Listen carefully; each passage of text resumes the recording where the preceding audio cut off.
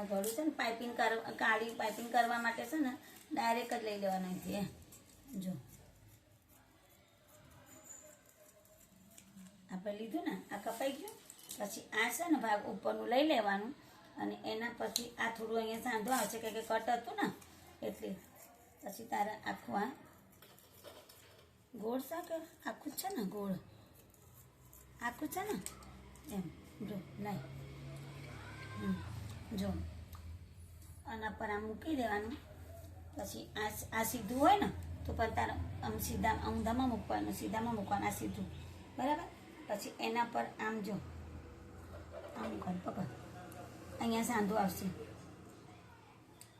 જો આમ સાંધો કરીશ ને તો પછી આ પટ્ટી આમ અંદર આવી જાય ને પછી આ ડબલ પટ્ટી પહેલાં આપણે વાળવાની આમ વાળવાની જો આ વાળી દેવાની પહેલાં વાળવાની આને ખાલી આ સિલાઈ મારતી વખતે જ સિલાઈ વખતે નહીં પહેલાં આને સાંધો કરવાનો આમ સાંધો કરીને આ પટ્ટી છે ને જે અલગ એ પટ્ટીને પહેલાં આમ ચોરસ આમ વાળી દેવાનું પહેલાથી જ વાળી દેવાની પહેલાં વાળી દેવાની પહેલાં વાળી પછી તમારે અહીંયા મૂકી દેવાનું જો આમ આમ મૂકી દીધી ને આપણે સેટ થઈ ગયું આ બે થઈ જાય ને સેટ પછી આ મૂકી અને અંદર અંદર દબાઈશું ને આપણે તો આ પાતળી પાઇપિંગ તૈયાર થઈ જશે હા ને આ પાઇપિંગ નું ગળું કહેવાય બરાબર ને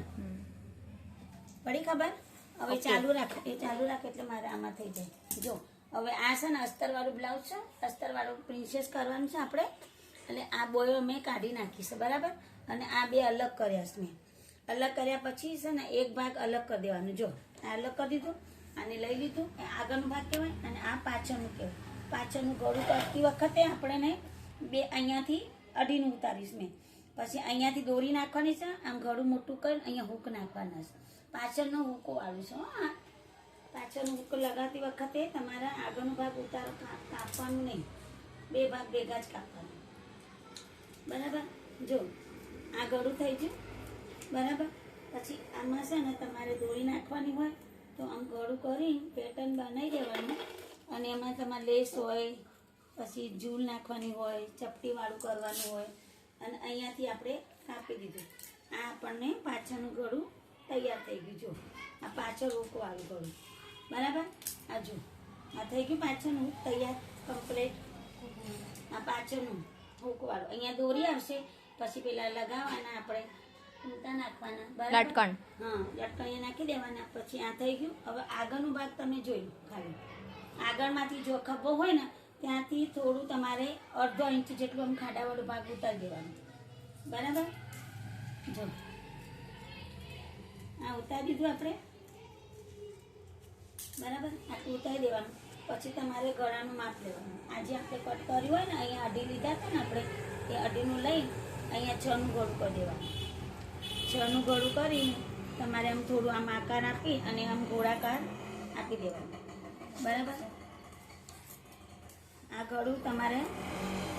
આગળનું કપાઈ ગયું બરાબર પછી તો આપણે પ્રિન્સેસ કરવા માટે જો અહીંયાથી આ બે ભાગ ભેગા રાખવાના કમ્પ્લીટ રાખવાના જેથી ખસી ના જાય પછી તોથી તમારે 10ની છાતીવાળું જે હોય ને અહીંથી 10ની તો ત્યાંથી તમારે 4.5 લેવાના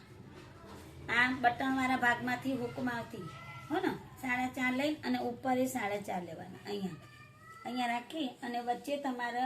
આ બેના વચ્ચે તમારે 3.5 જેવું 3 જેવું કરી દેવાનું 3 જેવું પછી આમ આકાર આપવાનો આમ કરી આમ તમારે આકાર આપવાનો પછી એને આમ કરી ગોળાકારમાં સેજ આમ કાપી દેવાનું બરાબર એટલે પાછળ હુકશા એટલે આગળનો ભાગ આપણે ઉતારવાનો નથી બંધ જ રાખવાનું આમ બંધ રાખી અને તમારે આ બે પીસ હોય ને એક પીસ અહીંયા લગાવવાનું એક પીસ આપણે અહીંયા લગાવવાનું એટલે આ પ્રિન્સેસનું તમારે તૈયાર થઈ જશે બરાબર આવી ગયું આ કમ્પ્લીટ અને આ બાયોમાં આપણે બાયોનું કટિંગ કરી દીધું છે એના આગળનો ભાગ ઉતારવાનો માટે ભૂલી ના જવાનું જો આ જેવી રીતે બે બાયો છે બે બાયોને બે ભાગ ખોલી નાખવાના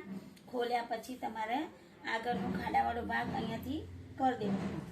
જેથી તમારે પેલી બાયોનું કટિંગ કર્યું હોય ને એમાં તમારે બાયો સેટ થઈ જાય જો